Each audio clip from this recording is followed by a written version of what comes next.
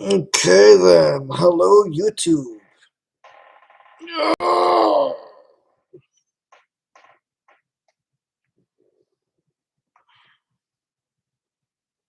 I mean, it's not like anybody's gonna come in.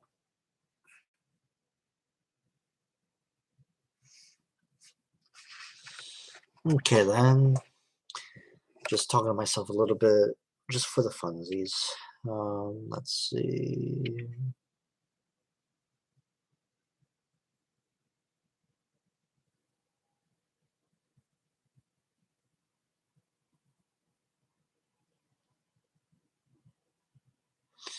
Okay, I'm gonna read a book out loud.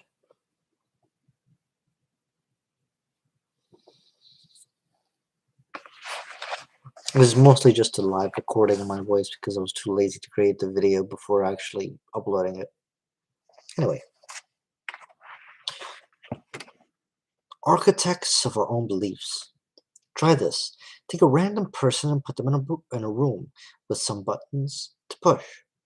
Then tell them that if they do something specific, some undefined something that they have to figure out, a light will flash on indicating that they want a point. Then tell them to see how many points they can earn within a 30-minute period. When psychologists have done this happens in what happens is what you might expect. People sit down and start mashing buttons at random until eventually the light comes on to tell them that they got a point. Logically, they then try to repeat whatever they were doing to get more points, except that the light's not coming on. So they start experimenting with more complicated sequences. Press this button 3 times, then this button twice, then wait 5 seconds. And ding, another point. But eventually that stops working. Perhaps it doesn't have to do with the buttons at all, they think. Perhaps it has to do with how I'm sitting, or what I'm touching. Maybe it has to do with my feet. Ding! Another point. Yeah, maybe it's my feet. And then I press another button. Ding! Generally, within 10 to 15 minutes, each person has figured out the specific sequence of behaviors required to net more points. It's usually something weird, like standing on one foot or memorizing a long sequence of buttons pressed in a specific amount of time while facing a certain direction. But here's the funny part. The points really are random. There's no sequence. There's no pattern. Just light that keeps on coming on with a ding. People doing cartwheels thinking that that's what they're doing is giving them points. Sadism aside, the point of this experiment is to show how quickly the human mind is capable of coming up with and believing in a bunch of bullshit that isn't real. It turns out we're all really good at it. Every person leaves that room convinced that he or she nailed the experiment and won the game. They all believe that they've discovered the perfect sequence of buttons that earns them their points. But the methods they come up with are as unique as the individuals themselves. One man came up with a long sequence of button pushing that made no sense to anyone but himself. One girl came to believe that she had to tap the ceiling a certain number of times to get points. When she left the room, she was exhausted from jumping up and down. Our brains are meaning machines. What we understand as meaning is generated by the associations our brain makes between two or more experiences. We believe a button, then we see a light go on. We assume the button caused the light to go on. This, at its core, is the basis of meaning. Button, light, light, button. We say chair, we note that it's gray. Our brains then draw the association between the color gray and the object chair, the form meaning the chair is gray. Our minds are constantly wearing, generating more and more associations to help us understand and control the environment around us. Everything about our experiences, both external and internal, generates new associations and connections within our minds. Everything from the words on this page to the grammatical concepts that you use to decipher them, to the dirty thoughts your mind wanders into when my writing becomes boring or repetitive. Each of these thoughts, impulses, and perceptions is composed of thousands upon thousands of neural connections, firing in conjunction, alighting your brain in a blaze of knowledge and understanding. There are two problems. First, the brain isn't perfect. We mistake things we see and hear. We forget things or misinterpret events quite easily. Second, we once create meaning for ourselves. Our brains are designed to hold on to that meaning. We are biased towards the meaning our minds has made, and we don't want to let go of it.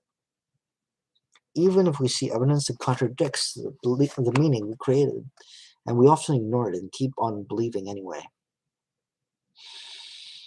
The comedian Emo Phillips once said, "I used to think the human brain was the most wonderful organ in my body. Then I realized who was telling me this." The unfortunate fact is that most of what we come to know and believe is the product of an innate inaccuracies and biases presented in our brains. Many or even most of our values are products of events that are not representative of the world at large, or the result of a totally misconceived past. The result of all this, most of our beliefs are wrong, are, or to be more exact, all beliefs are wrong. Some are just less wrong than others. The human mind is a jumble of inaccuracies, and while this may make you uncomfortable, it's an incredible important concept to accept, as we'll see.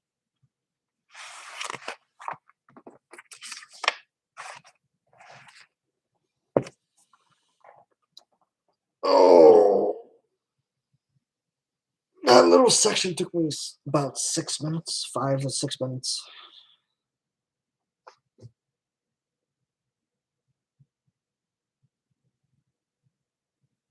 On the road again. Could this thing not hear me?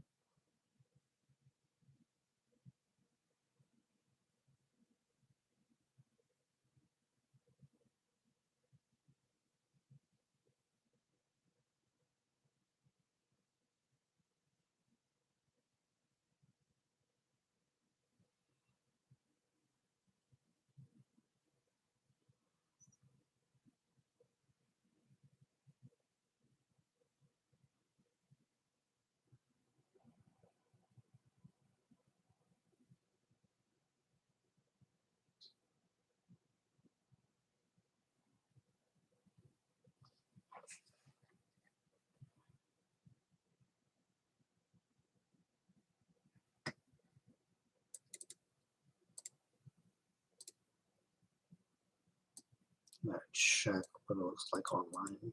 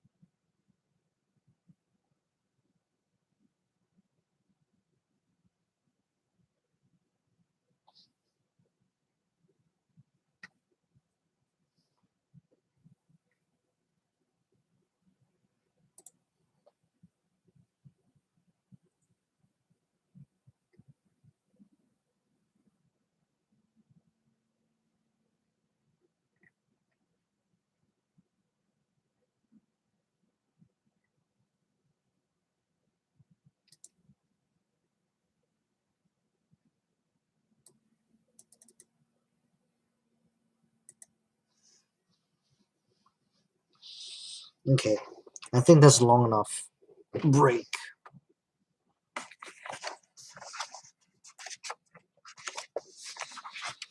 Be careful what you believe. In 1988, while in therapy, the journalist and feminist author Meredith Moran came to the startling realization her father had sexually abused her as a child. It was a shock to her, a repressed memory she had spent most of her adult life oblivious to. But at the age of 37, she confronted her father and also told her family what had happened. Meredith's news horrified her entire family. Her father immediately denied having done anything. Some family members sided with Meredith, others sided with her father. The family tree was split in two, and the pain that had defined Meredith's relationship with her father since long before her accusations now spread like a mold across its branches. It tore everything apart.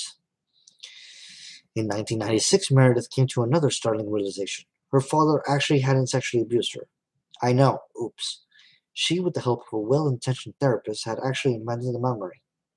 Consumed by guilt, she spent the rest of the father's life attempting to reconcile with him and other family members through constant apologizing and certain explaining.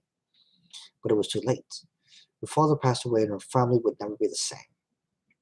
It turned out Meredith wasn't alone. As she describes in her autobiography, My Lie, the true story of false memory. Throughout the 1980s, many women accused male family members of sexual abuse, only to turn around and recant years later. Similarly, there was a whole swath of people who claimed during the same decade that there were satanic cults abusing children. Yet, despite a police investigation in dozens of cities, police never found any evidence of the crazy practices described.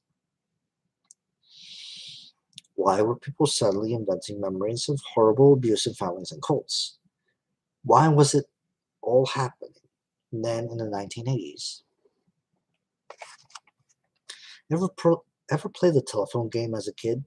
You know, you say something in one person's ear and it gets passed through like 10 people, and what the last person hears is completely unrelated to what you started with. That's basically how our memories work. We experience something, then we remember slightly differently a few days later, as if it had been whispered and misheard. Then we tell somebody about it and have to fill in a couple of plot holes with our own embellishments to make sure everything makes sense and we're not crazy. And then we come to believe that those little filled in mental gaps. And so we tell those next time too, except they're not real. So we get them a little bit wrong. And we're drunk one night later and we tell the story. So the embellishment is a little bit more. And okay, let's be honest, we completely make up about 1/3 of it. But when we're sober the next week, we don't want to admit that we're a big fat liar. So we go along with the revised and newly expanded drunken version of our story. And 5 years later, our absolutely swear to God, sweat to my mother's grave, truer than truer story is about 50% true. We all do this. You do, I do. No matter how honest and well intentioned we are, we're in a perpetual state of misleading ourselves and others for no other reason than that our brain is designed to be efficient, not accurate. Not only does our memory suck to the point that eyewitness testimony isn't necessarily taken seriously in court cases, but our brain functions in a horribly biased way. How so? Well, our brain is always trying to make sense of our current situation based on what we already believe and have already experienced. Our new piece of information is measured against the values and conclusions we already have. As a result, our brain is always biased towards what we feel to be true in that moment. So when we have a great relationship with our sister, we interpret most of our memories about her in a positive light. But when the relationship sours, we'll often come to see those exact same memories differently, reinventing them in such a way as to explain our present day anger towards her. The sweet gift she gave us last Christmas is now remembered as patronizing and condescending. That time she forgot to invite us to her lake house is now seen not as an innocent mistake, but as a horrible negligence. Meredith's fake abuse story makes far more sense when we understand the values in which her belief arose. First of all, Meredith had had a strained and difficult relationship with her father throughout most of her life.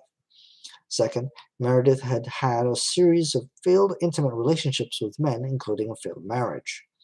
So already in the terms of her values, close relationships with men were not doing so hot. Then, in the early 1980s, Meredith became a radical feminist and began doing research into child abuse. She was confronted with the horrific story after horrific story of abuse. And she dealt with incest survivors, usually little girls, for years on end. She also reported extensively on a number of inaccurate studies that came out around that time. Studies that later turned out grossly overestimated the prevalence of child molestation. The most famous study reported that a third of adult women had been sexually molested as children, and a number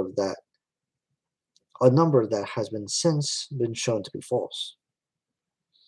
And on top of all this, Meredith fell in love and began a relationship with another woman, an incest survivor. Meredith developed a codependent and toxic relationship with her partner, one in which Meredith continually tried to save the other woman from her traumatic past. Her partner also used her traumatic past as a weapon of guilt to earn Meredith's affection. More on this in Boundaries in Chapter 8. Meredith's Mer- Meanwhile, Meredith's relationship with her father deteriorated even further. He wasn't exactly thrilled that she was now in a lesbian relationship. She was attending therapy at an almost compulsive rate. Her therapists, who had their own values and beliefs driving their behavior, regularly insisted that it couldn't simply be Meredith's highly stressful reporting job or her poor relationships that were making her so unhappy. It must be something else, something deeper. We gotta go deeper. Around this time, a new form of treatment called repressed memory therapy was becoming hugely popular. This therapy involved a therapist putting a client into a trance-like state where she was encouraged to root out and re-experience forgotten childhood memories. These memories were often benign, but the idea was that at least a few of them would be traumatic as well. Why can't I get rid of this?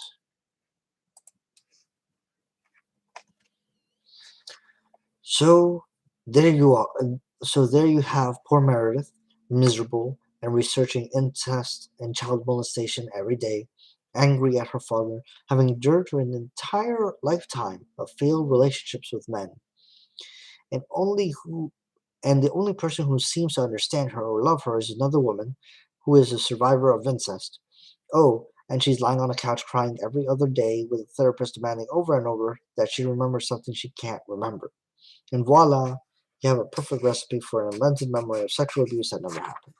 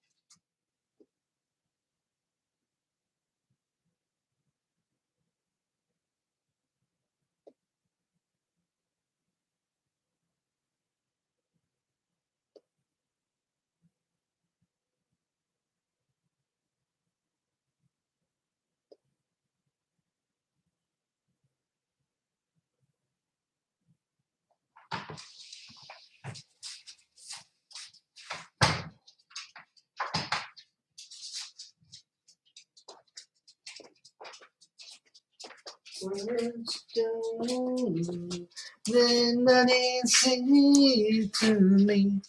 How can I find to make you see I love you? We're so come easy.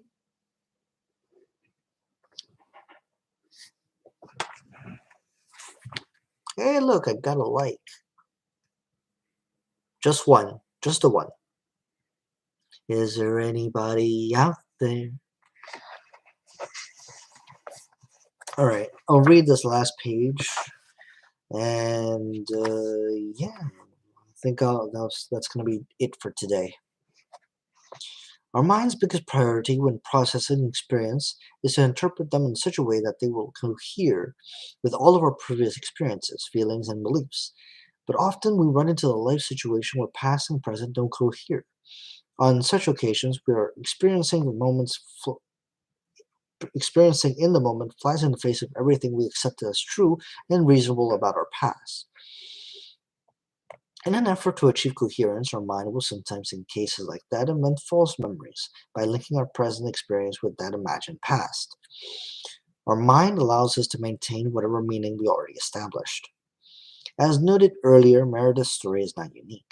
In fact, in the 1980s and early 1990s, hundreds of innocent people were wrongly accused of sexual violence under similar circumstances. Many of them went to prison for it.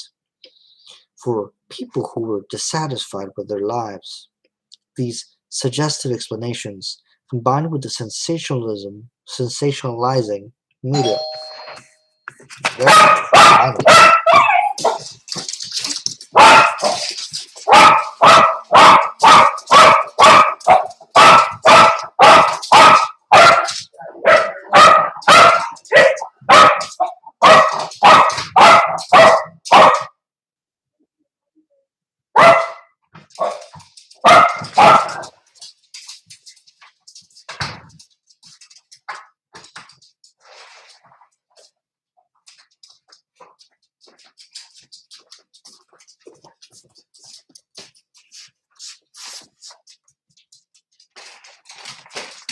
okay, then. Sorry, the one person who liked me who's probably not here anymore, but I'm gonna eat. Toodaloo.